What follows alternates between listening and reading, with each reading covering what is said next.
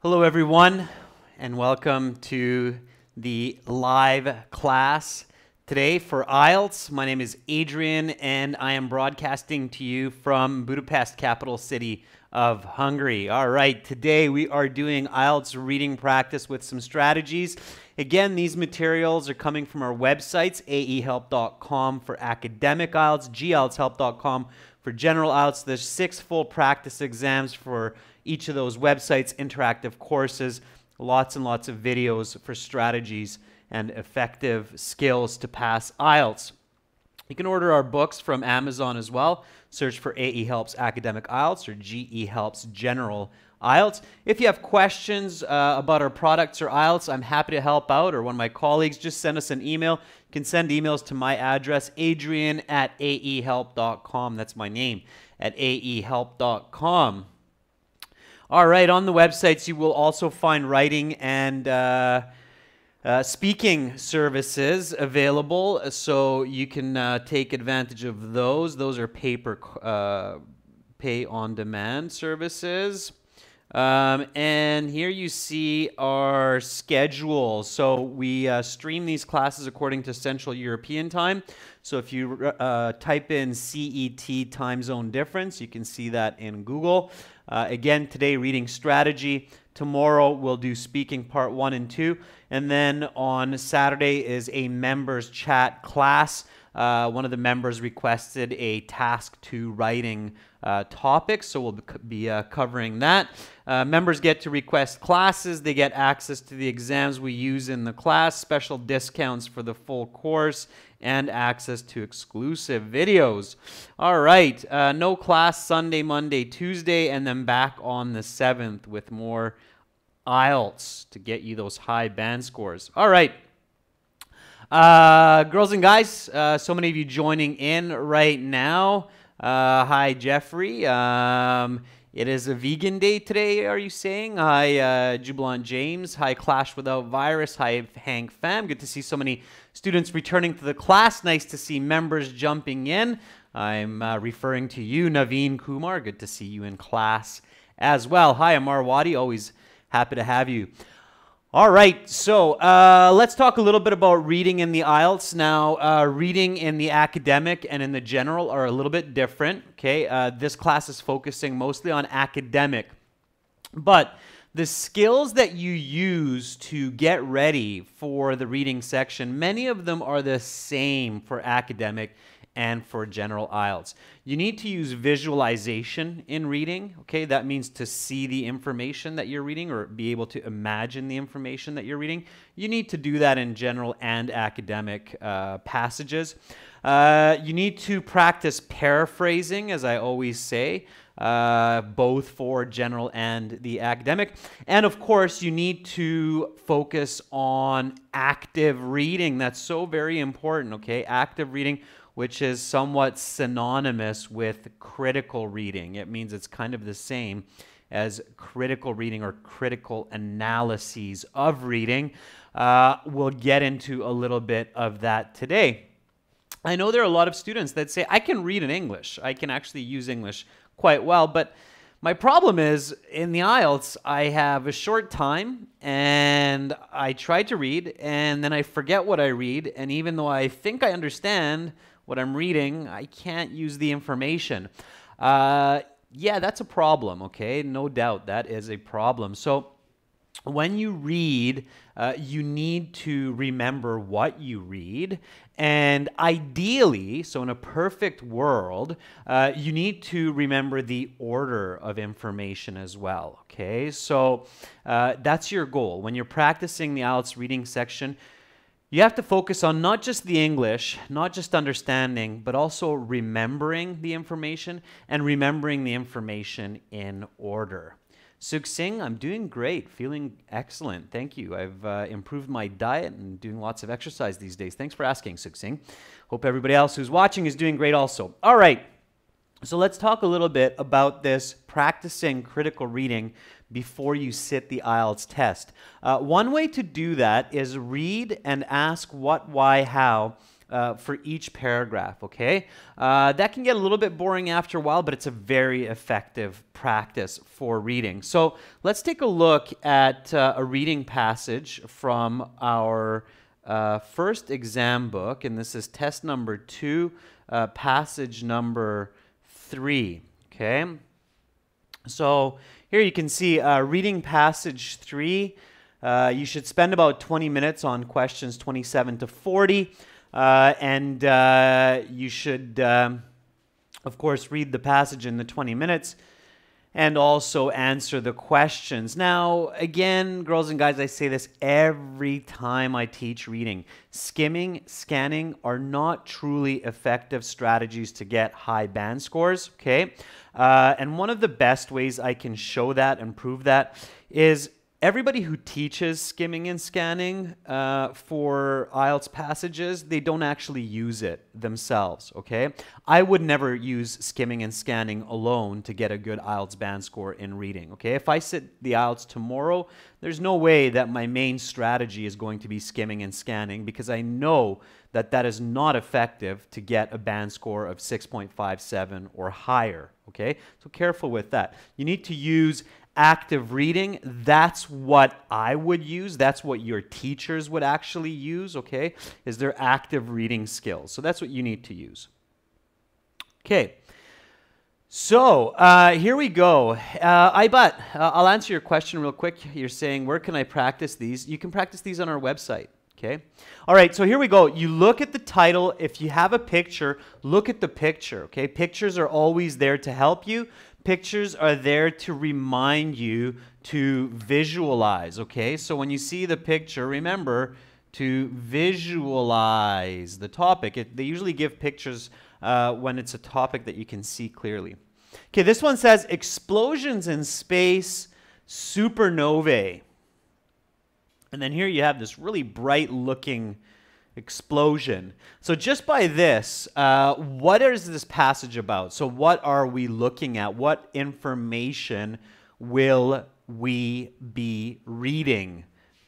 Simply by looking at the title and this picture. You should always get a good idea of the information before you begin reading. Don't just jump in there cold, okay? That's a shock, and it's not good for your IELTS band score. So Pachu Yadav says, stars are striking. Shuk Singh says, oh, it's about space. Jignesh Shah says, it's information regarding supernovae and it's caused because of an explosion. Jignesh, very good. Yeah, absolutely. That's some nice detail there. So something about supernovae, and obviously it's connected in some way to explosions or things blowing up in space. Naveen says, maybe it's collisions of asteroids. Amar Wadi says, rockets and spaceships. Possibly, but all of you are talking about space, so definitely you're right on space. You can see all these little dots here. They're stars, and this is clearly a big star. So good. Okay, good. You're thinking and visualizing in the right way. All right. Now, again, our focus is critical analytical reading, so let's stick with that. There are a lot of different strategies to improve your reading skills, not just for IELTS, but for university and life as well. Right now, again, we want to focus just on critical analytical reading skills. Okay, so let's do that. Read with me. Okay, so let's read paragraph A together. Don't worry about the questions for now. We'll look at those later. For now, focus on the information. So focus on what are we reading here? Why is the author writing about this? And how does the author present or support this information? So think about those questions. Okay, let's read together. Supernovae are among the most spectacular events in the universe. They are incredibly powerful. In just a few weeks, they can release the same amount of energy as our sun will release in its entire lifetime. Supernovae are also the origin of many of the elements that make up the universe. Most of the elements of the periodic table require enormous amounts of energy to produce, and supernovae are the only source of this energy. Due to their consistent brightness, supernovae are used to measure large distances across the universe. Okay, now, so you read this paragraph, and at home, when you're practicing your IELTS, and you have a passage in front of you, what you want to do is ask these questions, okay? So ask what, why, how. Start with the what. That's usually in the beginning of the paragraph, the topic sentence. So what is this paragraph about? So keep it simple, but make sure to give a complete answer. So what is this paragraph about? What's the answer? So what is this paragraph about?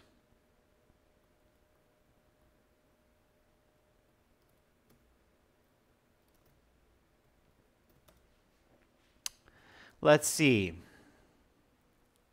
Spectacular, succinct means amazing or incredible. Okay, so what is this paragraph about? Ahmed English has the first correct answer. It is about the existence of supernovae in the universe. Yeah, absolutely. Okay, about supernovae. All right, good. Why? Why does the paragraph talk about supernova? So that's your next question here. Okay, now this is where you want to be very clear.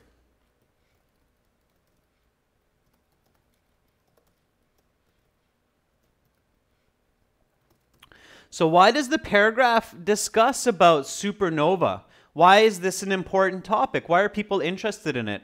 Why are astronomers, scientists interested in supernova, or if we want to say it plural, it's supernovae. I think it's with an E on the end. Yeah, there we go. So why are they interested in this? Okay, so Sajjad says it's because it's the source of energy in the universe, because of its power. Those are some good answers. Because it is a source of energy in the universe. It is immensely powerful. Immensely means greatly. I believe it's spelled with an I. Okay, there's some other reasons there that are given. Why else? So it's immensely powerful. Yeah, Jubilant James says, hey, guys, girls, let's not forget it talks about supernovae because it is associated with the origin of many of the elements that make up the universe, including the elements that make up our physical bodies, okay? So absolutely, it is the origin of the elements that make up the universe. Okay, elements are like oxygen, hydrogen, helium, iron, and so on, right? Okay, how? So the next question is how. Hows are usually examples, okay, or more detailed descriptions. So how does the author support this? Okay, so what evidence or example is given? All right, that's what you need to think about. So answer this for me. It's also an important one, and it's good to be able to separate the what, why, and the how clearly. So how does, let me phrase this a different way to help you. So how does the author support the great power of supernovae? Okay, let's see if anybody caught that. And that's where you're building into the details of what you're reading. So Pradeep Sapkota, you are on the right track. You're saying, well, the author shows how much energy it actually releases. You're on the right track, Pradeep. What does the author actually say in connection to that? Okay, so the author actually goes into a little bit of detail there. All right, here, have a look. It's there. So the author actually states something that we can measure a little bit better. There we go, last September, very good. So the author compares the energy of supernovae to that of our sun. Why? Because humans, we know the power of our sun, at least we can feel it, its warmth, its brightness.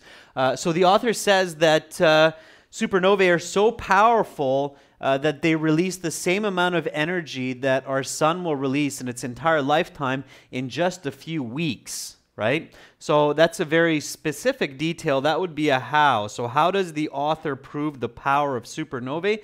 By comparing it to our sun, right? So the author details the power of supernovae by comparing it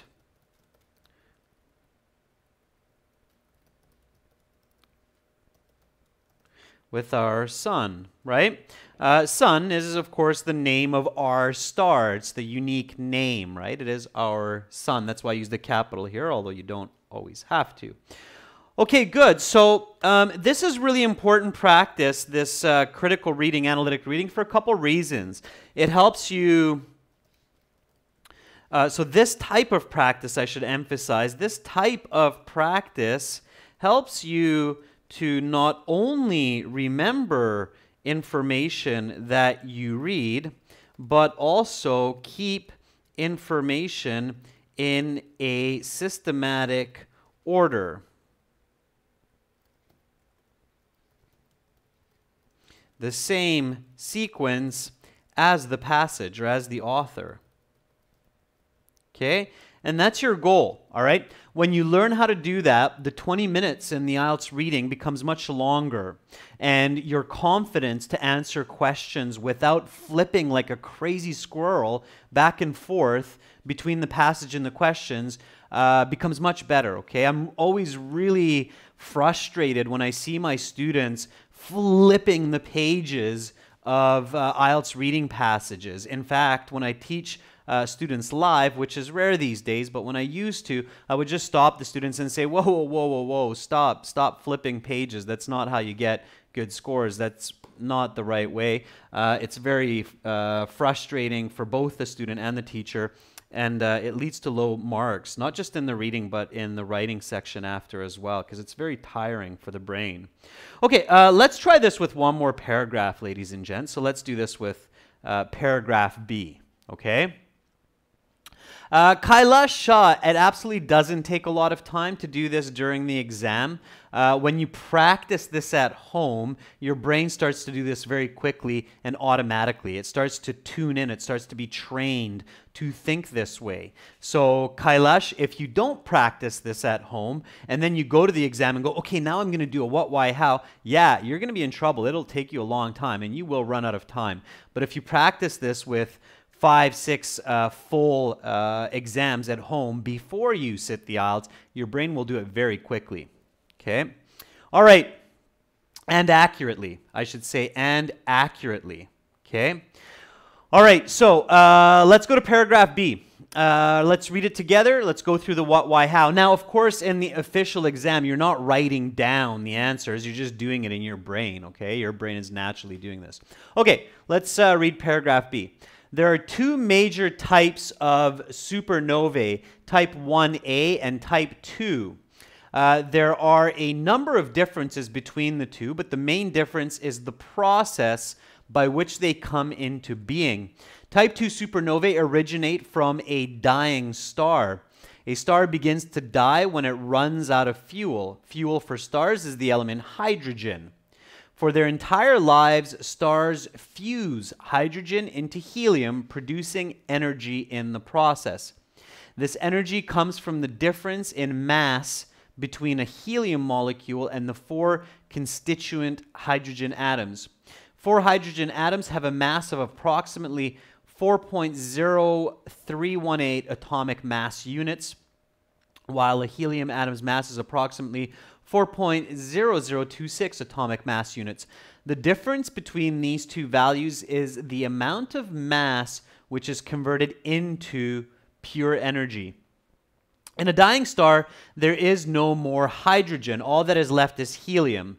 At that point, the star begins to fuse helium molecules together to form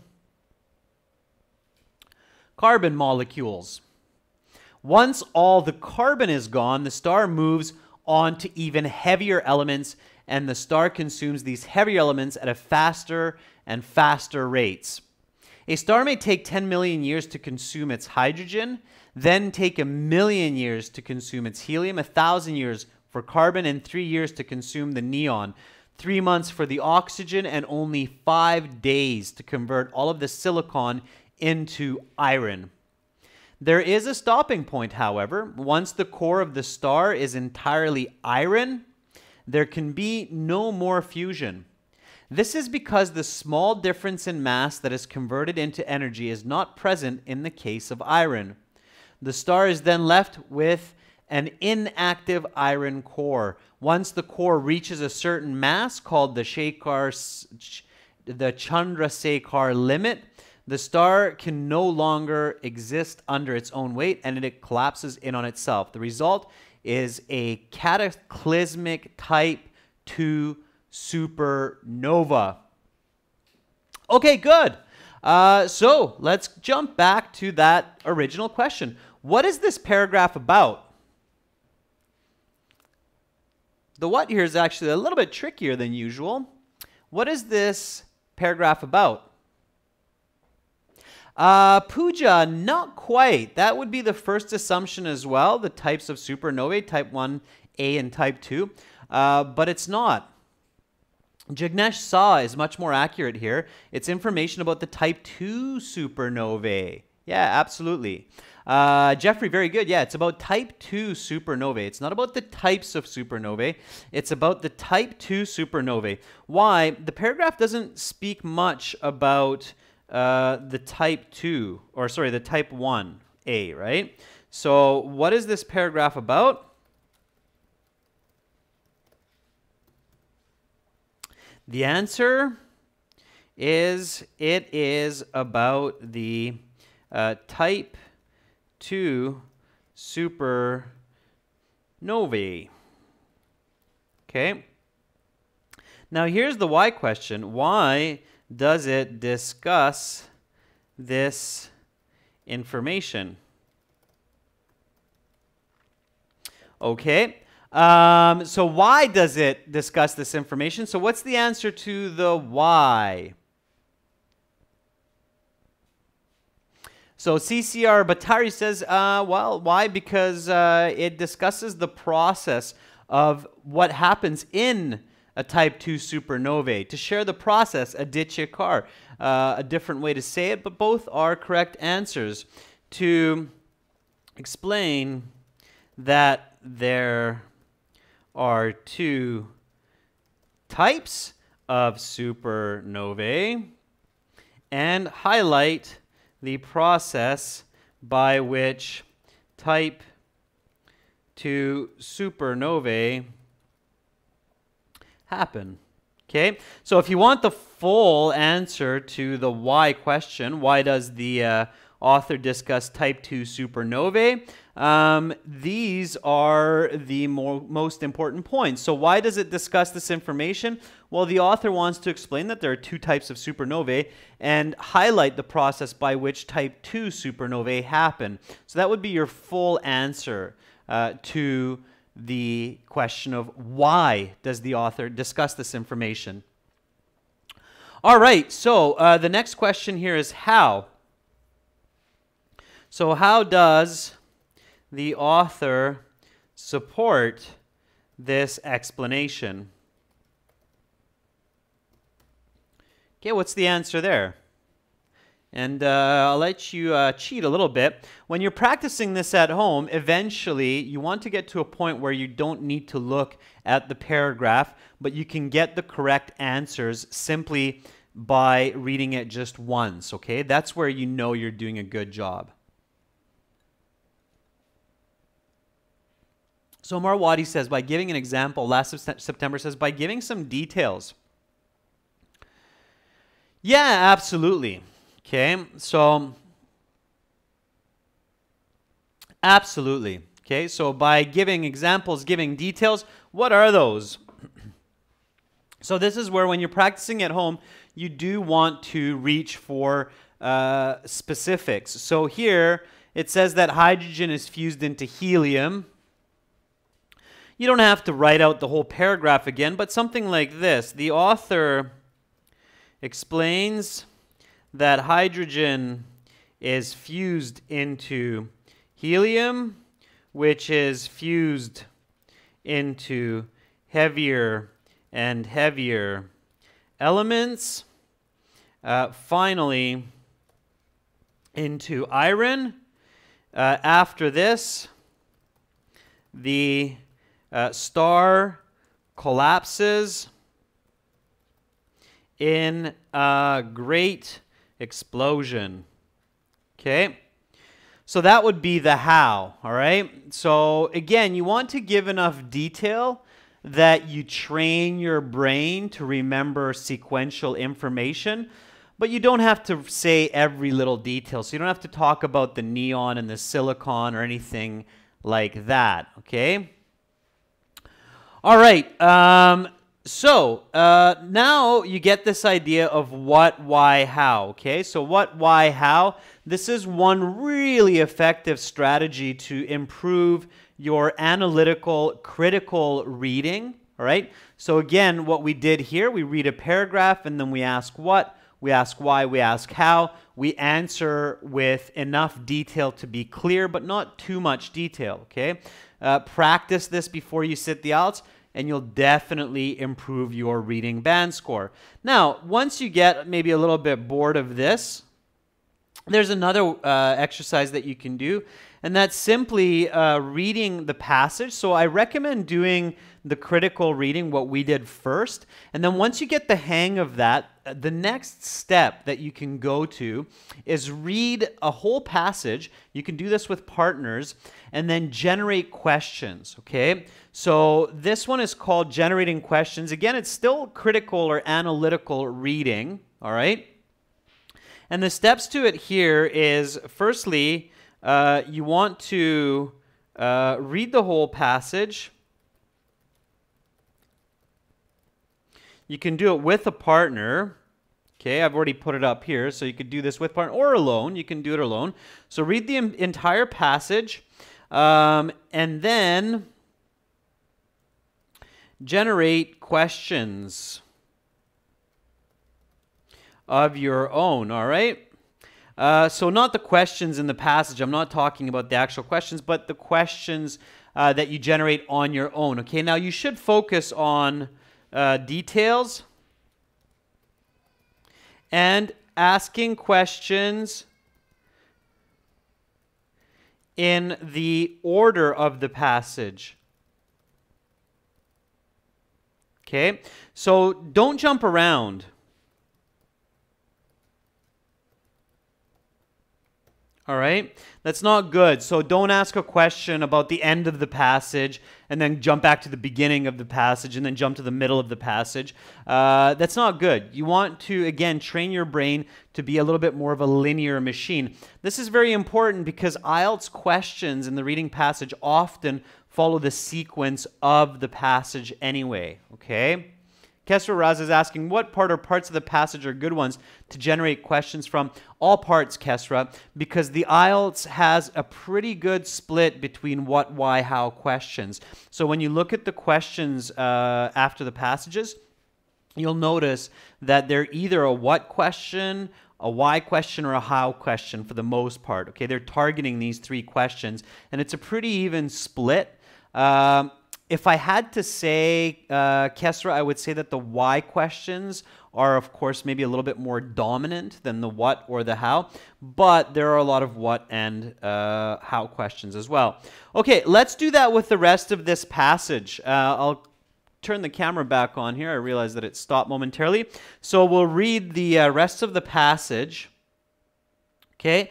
And then we'll focus on generating some questions from each other, all right? So your goal here is understand as much of the passage as possible and then generate questions for your fellow students who are also watching this lesson. For myself, I'll help out a little bit. Okay, so I'll do that. All right. Gurjit, ask that question at the end of class and I'll let you know. Okay, I'll talk a little bit more about that. Okay, so let's go to paragraph C. We'll read the rest of this together and then we will focus on generating some questions. Okay, so here we go. Read with me nice and loud. Okay, nice and loud, everyone. So the other type of supernova is the type 1A. Type 1A supernovae are formed most commonly in binary star systems where there are two stars which rotate around a common point. For a supernova type 1A to occur, one of the stars has to be a white dwarf. A white dwarf is the remnant of a low-mass star that has come to the end of its stellar life. Our sun will one day be a white dwarf because it lacks the mass needed to blow up in a supernova type 2 explosion. In a binary system, the white dwarf star gravitationally attracts matter from its companion star. With the matter taken from the companion star becoming part of the white dwarf, eventually the white dwarf will have added so much mass that it begins to approach the Chandrasekhar limit. Once it hits this limit, just like in type 2 explosions, the white dwarf can no longer sustain itself and the core of the star collapses. The star blows itself up in an even more spectacular event than the type 2 explosion.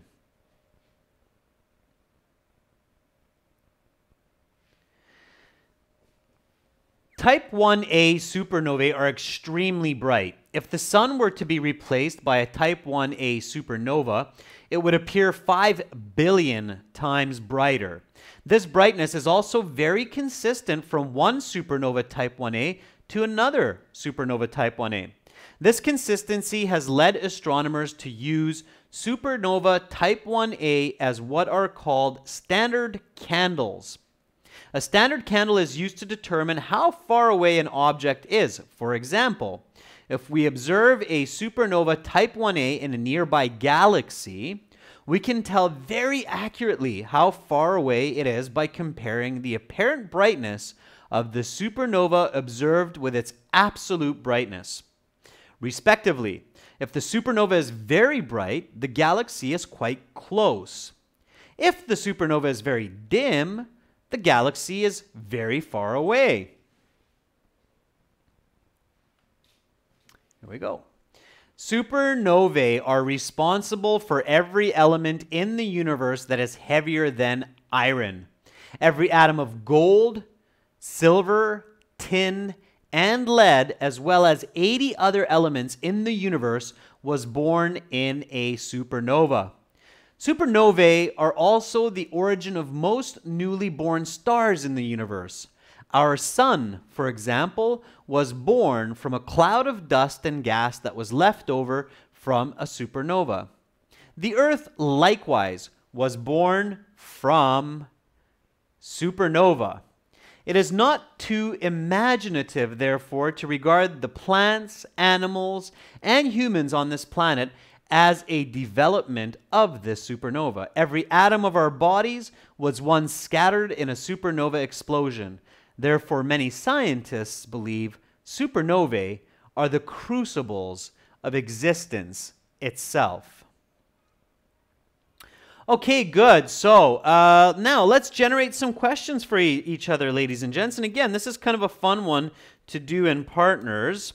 So pay attention to generating it in the same sequence as you read the passage. So that means, hint, hint, I'll tell you right now, I'll help you out a little bit in the beginning. You should be asking questions about type 1A supernovae.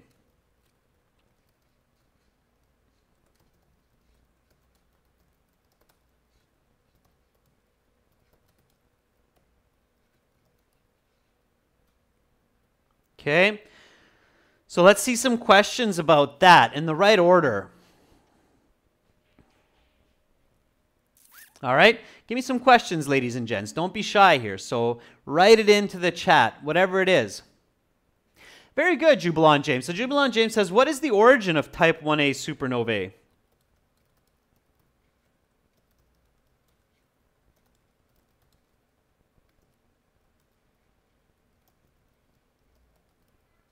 It's a good first question.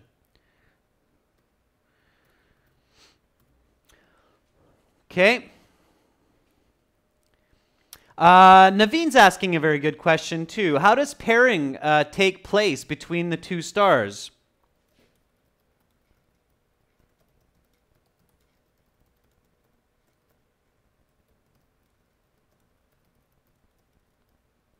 In type 1a, of course, I'm assuming. Very good. Okay. So let's answer these as well. So Aditya says, what is a supernova 1? Exactly, that's a good question too. Amarwadi says, what forms a type 1a supernovae? Gurjit says, what are the consequences of type 1a supernovae? Very good.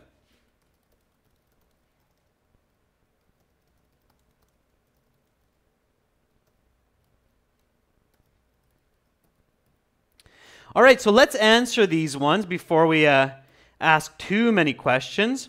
So let's go back to this first one, okay? So let's answer Jubilant's question here. What is the origin of type 1a supernovae? Okay? So what is the origin of type 1a supernovae? Okay, Jeffrey, you're moving ahead, which is great. So you guys and girls are generating some good questions, and you're moving along nicely. Okay, Pradeep says, it is formed after the transmission of a star into a white dwarf and their explosion. So, yeah, Pradeep, absolutely, it's a nice answer. So you're saying it is formed with the...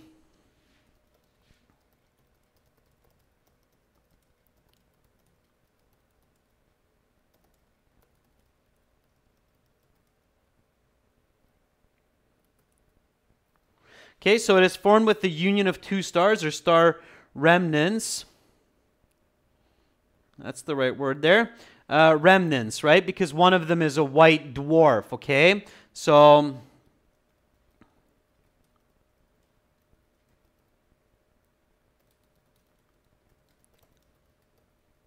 okay, very good. So that's a good answer, okay? We could detail that more, but that's good enough. So what is the origin? The origin are two stars, one of which is a white dwarf. That might be even a better answer. The origin is two stars, one of which is a white dwarf. I think that's the most simple answer, okay? And I saw that some of you are nearing the same answer as what I gave. So that's great. All right. Let's answer the next question here. That was kind of an interesting one. It's a little bit more detailed. So how does the pairing take place? So how does that happen?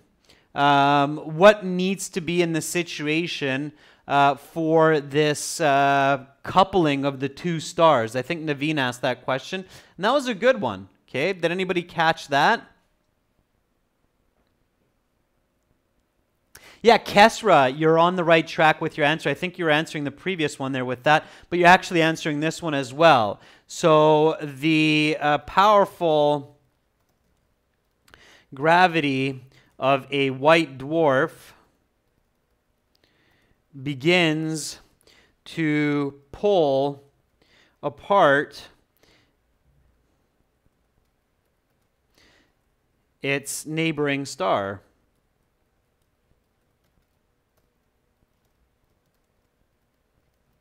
Okay, right. Yeah, absolutely. So there are two stars basically.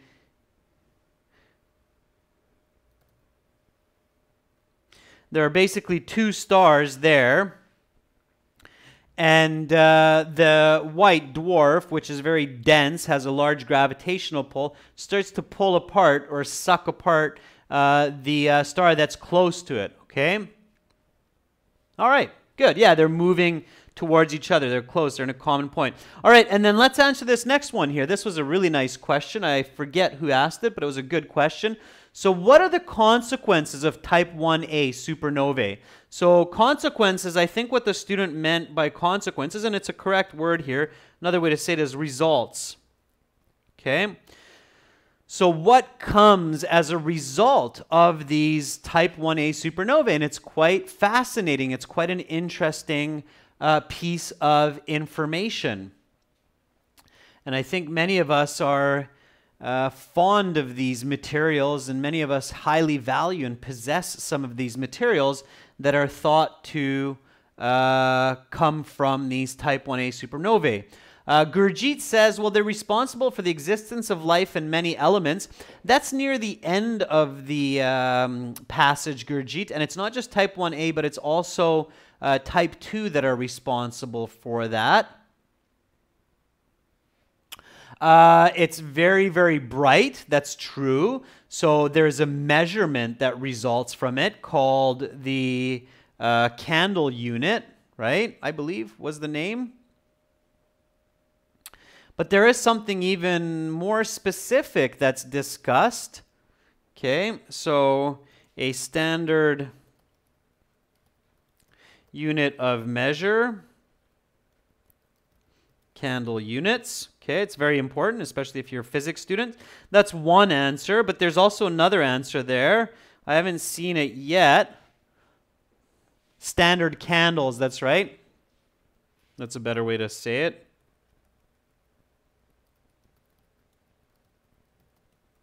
Yeah, used to measure absolute distances. Sure. And then what's another one that results from this? It was kind of interesting.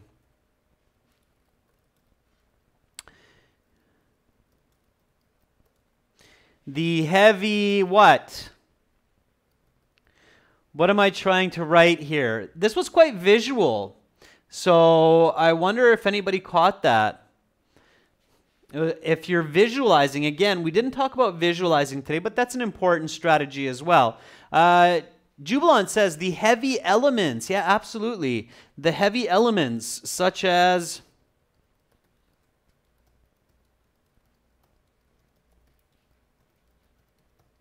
okay. So the heavy elements such as gold, silver, platinum come from these extremely powerful type 1a supernovae.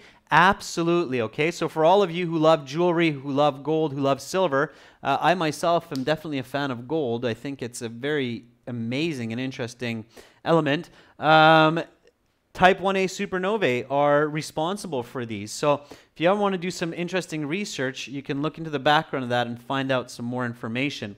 Okay, good. So that's the idea. Ladies and gents, that's what you need to do.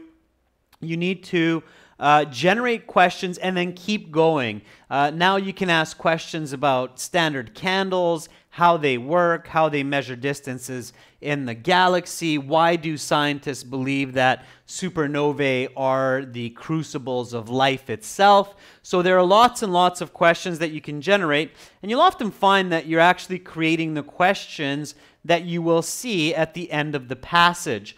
So let's look at that now, and let's try to answer the questions in the passage as best as we can, okay? And let's try not to look at the passage. So let's try to answer these as much as we can just by memory alone, all right? Somebody asked me earlier, how can I manage my time? One of the really important skills for time management in the reading section is not looking for every single question, okay? If you're searching for 40 out of 40 questions, that takes a lot of time. And people who get high marks in the IELTS, teachers that would take the IELTS, nobody does that. Nobody looks for 40 out of 40 questions, okay? So you should answer about 60, 70% of questions without searching in the passage. So here we go. Let's do these together. So reading passage 1 has 5 paragraphs, A to E. Which paragraph contains the following information? Write the correct letter A to E in boxes 27 to 32 on your answer sheet. Note, by the way, you may use any letter more than once. That means that some of this information could be coming from the same paragraph again. Okay? So, number 27, mass energy conversion. So which paragraph, A, B, C, D, or E, talks about mass energy conversion? So converting energy into mass. All right, Aditya says that's B. Naveen says that's B. Yeah, remember, paragraph B is talking about the difference in the weight of hydrogen and helium, and that difference in the mass is made into energy. So good for you, especially for those of you that visualize that. Excellent. Absolutely, that's B. Okay, the requirements for a type 1A supernova. Number 28, that should be easy. We talked lots about this. We generated questions. Should be no problem. Pallav Chaudhary says it's C. Aditya agrees that it's C. Duppermeat says, yeah, that's going to be C. Ahmed, good to see you in class. Ahmed Abuhtwa, very good. Yeah, that's C. That was absolutely C. So remember, again, when you practice critical analytical reading, you'll remember that paragraph B was about type 2, paragraph 3 was about type 1A. Supernova as intergalactic measuring sticks. So number 29, what was that? Aditya says that's going to be D. Okay.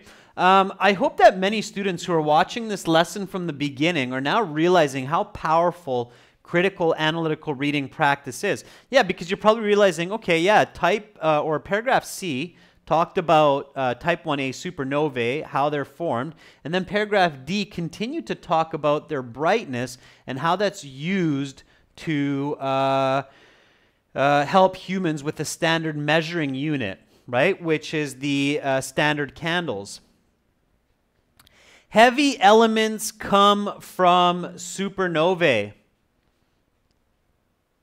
Heavy elements come from supernovae. Number 30. Which one was that? There is no paragraph H. Okay, Jeffrey says, I think that was D. Some of you are saying that was E. Okay, remember, so don't forget what we discussed here. The last question that we asked was, one of you students said this, so what are the consequences of type 1A supernovae? And then you said a standard unit of measure, standard candles. And then you said the heavy elements such as gold, silver, and platinum come from type 1A supernovae. So I think the best guess there then would have to be C, right? Okay. Again, once you practice this, use the information. Don't go off track. So I would probably say C for that one. I believe it's still in paragraph C where they talk about silver, gold, lead coming from supernovae, the heavy elements. The fuel used for stars. Okay. The fuel used for stars. Number 31, what is that? Pradeep Sabkota says B. Farhim Bagum. And Pradeep Sabkota says it again, and Aditya says it's B. Okay. Jeffrey says B. B. Yep. Okay, a lot of you are saying B, and you're right. What is the fuel? Okay. And I bet that the students who got this answer correct can answer this for me. What is that fuel? What is the fuel for stars? Jignesh says it's helium. Jignesh, you're not completely wrong. You just took it one step too far. The fuel is hydrogen. Okay. So the fuel for stars is hydrogen. Which paragraph talks about hydrogen as the fuel for stars? It is. It's paragraph B. Okay. So B is the correct answer there. Okay, now the last one, number 32. Supernovae are the progenitors of much of existence. So again, paraphrasing here, right? Progenitors means they are the originators of much of existence, so of much of the parts of the universe. This one should be easy, 32, girls and guys. It's E, right? So that very last paragraph says that plants, animals, humans, all the elements, at least the physical parts of what we see and touch, are most likely coming from these supernovae. So that's going to be E. So B, C, D, C, B, E. Notice that there's a repetition here and a repetition here, right? All right, very good. So again, analytical, critical reading practice helps you to move through and answer these questions quickly and accurately, okay? When you can do this effectively, if you read the passage in 12 minutes, 12 minutes is a lot of time to read a passage like this, then you can answer these questions very effectively. All right, let's go on to the next question set. So, complete the sentences below. Write your answers in boxes 33 to 36. Type 2 supernovae originate from a star which is something. So, Type 2 supernovae originate from a star which is, keep it simple. Jeffrey says, dying. Pradeep agrees. That's dying. Jubilant James says, dying away. Okay, yeah, you could take that. 2 words. Dying is definitely the word, though. Okay. All right. Not capital, okay? It's all small letters. It's just a common noun. If you're going to write all capitals, then write it all capital. So, write it all capital. So, dying, okay? All right. The energy producing process in a star converts something into something. So, the energy, you have to get both of these correct to get it right. So, yep, and I'll just pull off just small letters, okay? Again, these are common nouns. So, hydrogen into helium. Yeah, you can use the atomics letters for this, okay? So, you could use H for this. If you know that capital letter H is hydrogen. IELTS will take that. That does actually mean hydrogen, okay? So as long as you use them correctly. So you could do H and HE as Jubilant just put up there, all right? They would take that, okay? But that's all you need are those two. Now here the order has to be correct. So hydrogen in your answer sheet has to be first and helium second. If you mix that up, it's a wrong answer, okay? If I put helium into hydrogen here, that's a wrong answer. If you're in school, in high school or college, and you wrote that in the exam, obviously you'd get it wrong. So you're going to get it wrong if you do that in IELTS as well, okay? So you can't mix up the order in that kind of a question, and you have to get them both correct to get the mark, and the spelling has to be correct, okay? The death process starts when all of the hydrogen is used up. The star then begins to process something elements. So all of the hydrogen is used up. What does the star begin to process? Jeffrey says heavier elements. Okay, just heavier, not higher, Pradeep. Heavier. Okay, heavier, not gold. Okay, just heavier. We do not burn up gold. Okay, gold does not get burned up in these stars. So processes heavier elements. The word elements is given, so you do not write that again. All right, because if you write heavier elements, then it's heavier elements, which is a wrong sentence. You would get that wrong. You'd get that wrong in university. You'd get it wrong on the IELTS. Okay. The first element that can no longer be fused into another element is, and again, if you're reading visually, this should be easy. So the last one here, number 36, the first element that can no longer be fused into is iron. That's right. Good for you. Iron. And if you see a block of iron, like you see an anvil, okay, the anvil looks like that. Okay, that's what people used to hit the metal on if you're making a sword, for example, right? So that's an anvil. If you visualize this big anvil inside of the star, it's an iron anvil. You can't really do much with that anymore. You can't fuse it or shape it into anything else, okay? So visualize that, all right? Be visual. All right. Let's look at the multiple choice. Multiple choice, you should always try to answer without reading, okay? So answer on your own first. The sun will not become a type 1a supernovae. Why not? Okay. Thanks, Jagnesh. I try. All right. Why? Why will our sun not become a type 1a supernovae? I'm not showing you the choices because the correct strategy for answering multiple choice is to think about the answer on your own first. Okay? So why is our sun not going to become a type 1a supernova?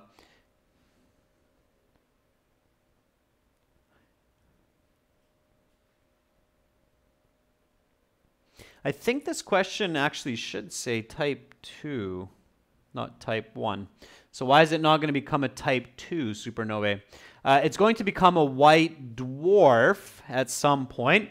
Somebody there put up the right answer. Jubilant says because it lacks the mass needed to blow up in a type 2. Yeah. So that's what you should answer, that it lacks the size, it lacks the mass. So is it there? It is not a white dwarf. It will never reach the Chandrasekhar limit. It does not have a companion star. It is going to be a type 2 supernova. So maybe it is actually type 1a. So why is the sun never going to be a type 1a? Sorry, that was a trickier question than I thought before. A is wrong. B is wrong.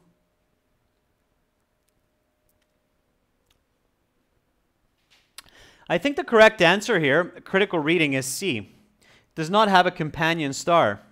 Okay? So it will not become a type 2 supernovae because of B, because it can't reach the Chandrasekhar limit.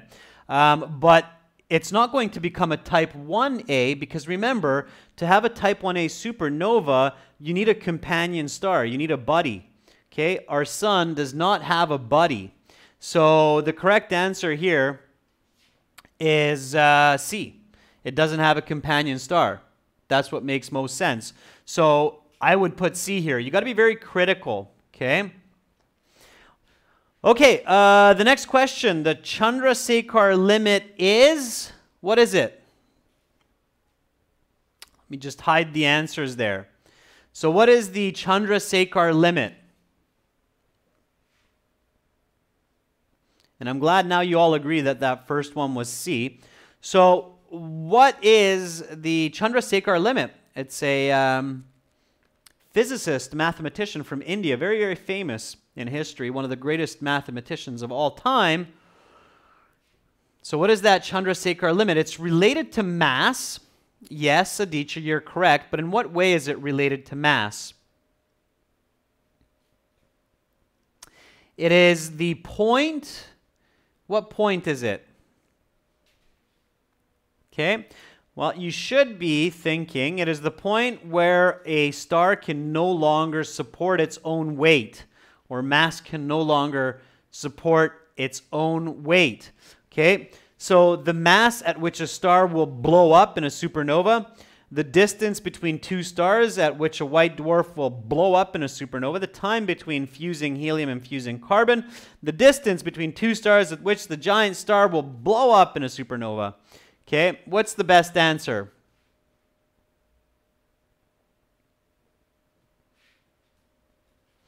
Pradeep says, I think that's A. Aditya agrees. And you're all right. Okay, that's going to be A. So it's the mass at which a star will blow up in a supernova. Okay? It's not the distance. It is not the time. It's not the distance. So distance, time, distance, mass. Okay? Most of you use the word mass. Now I'll turn the camera back on for that last couple questions. If you think about the word mass, so you remember that the Chandrasekhar limit has something to do with mass, you shouldn't get this question wrong. Okay? You should get this question correct because only one choice is really focusing on mass. The other three are focusing on time and distance. And it's not about time and distance. It's about mass, okay? It's a mass limit. So don't confuse yourself. Don't overcomplicate. Keep your ideas simple, okay? So that would be A. All right. Let's take a look at number 39. If two type 1a supernovae are observed and one is brighter than the other, what can be concluded about the dimmer one? Okay, so one more time. I'm going to hide the answers here. Have a look at 39. So we're looking at the bottom here, 39. Okay. If two type 1a supernovae are observed, it means seen, and one is brighter than the other, what can be concluded about the dimmer one? So Tasha Mughal says, well, we could say it's probably further away. Julian says the dim one, it's a galaxy far away. Aditya says it's far. Last September says it's near. Careful, Last September. What can we say or conclude about the dimmer one? I think further away is the better answer there. So it gives off less light. It is further away. It is closer. It gives off more light and is further away.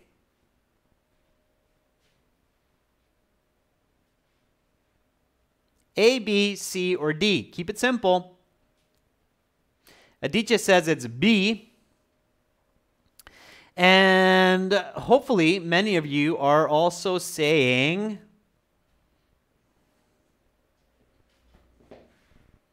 B, right? Keep it simple. It's further away. It can't be D. Why not?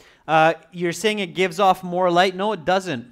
Remember, the standard candle, or a type 1a supernovae, according to the passage, according to the author, it's incredible because it's a standard brightness. All type 1a supernovae are the same brightness. That's why we can measure them as absolute, or use them, sorry, as absolute distance, because their brightness is always the same. That's how we know that it's further away.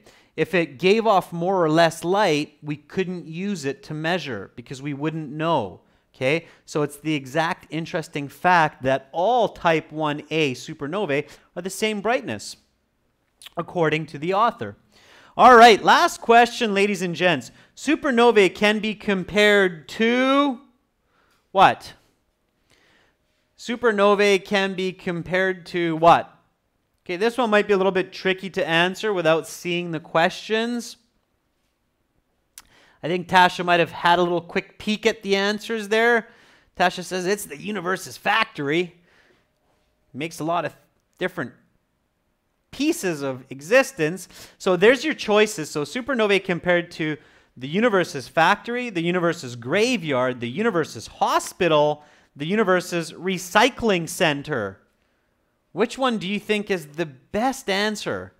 A, B, C, or D? It's a bit of a tricky one. I would probably go with D. Okay. Not A. A would be also an interesting choice, but I would go with D. Why D? Why would I go with D? Okay. Again, visualize, right? You have a star. Blows up. Explosion. Okay. So big explosion.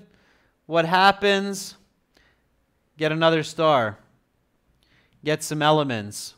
What happens? It blows up. You get another star. So this cycle is cyclical. Look at this word, recycle. Okay, this is a band 9 level question. If you visualize the supernovae, if you visualize the cycle of supernovae and stars, I would guess that it's recycling. So that would be my answer. But you know what? Maybe some of you would say, no, because it's just a supernovae and that's just a factory that's making the star. Let's check the answer sheet. We'll find out. Okay. Now this is passage 3, ladies and gentlemen. So don't panic. It is the most difficult passage. This was a passage 3 that we looked at. Let's take a quick look at the answer key, going from question 27. So again, this is found in our first exam book for those of you who have our courses and our exams. And this is passage number 3 in the second test. Answer keys are on page 201. Okay. So here we go. Okay. So the answers were B, C, D, E. Got that one wrong, I think. We put C. Somebody said E, I believe. That was correct. B and E. Okay, so that was for the first question set. B, C, D, E, B, and E. Okay, now for the filling in the blanks, it was dying, so good job there. Hydrogen, helium, heavier, very good. And iron, excellent for those, okay? So Jubilant James, good for you. You caught that E there. Again, if you make 1 or 2 mistakes and you didn't actually even look at the passage once, you are doing a great job. You're going to get a very high band. 37, C, A, B, and D. Okay, so I think we did good there. D, yeah, the author agrees that that's going to be the recycling center of the universe. All right, ladies and gentlemen, excellent job. Somewhat of a tough class today, but a very, very useful class with some really important skills and practice before the IELTS exam. And then, of course, you use this type of critical and analytical reading during the exam in your mind. You need to be able to think of the information in paragraphs as what, why, and how. Jubilant James, the difference between the factories and recycle here is factories produce from basic components. Recycle means also break down certain components. So I think recycle is still the better answer. All right. Again, make sure to join our websites, aehelp.com for academic IELTS, gltshelp.com for general IELTS. You can try the demo version of our course for free. If you like it, upgrade to the full course where you get access to over 100 hours of videos with strategies, practice, skills, and tips for the IELTS. Real skills, real strategies that we use as professionals, as experts to pass IELTS. And of course, lots of exams, interactive courses. So keep up the good studies. Believe in yourself. You've done an amazing job today. Tomorrow, I'll be back, I believe, with some speaking. Bye for now. Have a great rest of your day. Have a wonderful night and sweet dreams if it's late in your country. Much love to all of you.